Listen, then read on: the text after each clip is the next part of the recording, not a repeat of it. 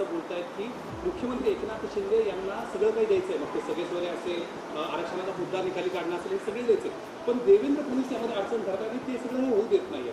काय नेमकं याला उत्तर? मला हे याची कल्पना आहे की जरांगे पाटलांचं माझ्यावर विशेष प्रेम आहे, पण हे देखील मला या निमित्ताने सांगितलं पाहिजे की राज्याचे सगळे अधिकार हे मुख्यमंत्र्यांकडे असतात. इतर सगळे मंत्री मुख्यमंत्र्यांनी दिलेल्या अधिकारांवर त्या ठिकाणी काम करत असतात. आणि मी तर त्याच्या पुढे जाऊन म्हणेन, कारण शिंदे साहेब आणि मी एकत्रितपणे काम करतो. शिंदे साहेबांना पूर्ण पाठिंबा आणि पाठबळ माझं आहे. त्यामुळे या प्रश्नाचं उत्तर माझं मत असं आहे की त्यांनी शिंदे साहेबांना विचारावं.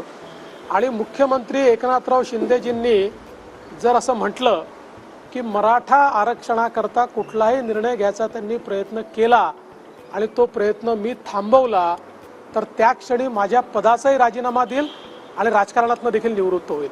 याचं कारण एक लक्षात ठेवा, आजपर्यंत मराठा समाजाकरता जे काही निर्णय झाले ते एक तर मी केले, नाहीतर शिंदे साहेबांनी केले, आणि शिंदे साहेबांच्या पाठीशी भक्कमपणे मी उभा राहिलेलो आहे. त्यामुळे अशा प्रकारे जाणीवपूर्वक नरेटिव्ह तयार करण्याचा प्रयत्न अतिशय अयोग्य आहे. मी पुन्हा एकदा सांगतो, शिंदे साहेबांनी जर या ठिकाणी सांगितलं की मराठा आरक्षणाकरता त्यांना निर्णय घ्यायचा आहे आणि त्या निर्णयामध्ये मी अडथळा निर्माण केला आहे, मी निर्णय होऊ दिला नाही, त्या क्षणी राजीनामा देईल आणि मी राजकारणाचा संन्यास देखील घेईल.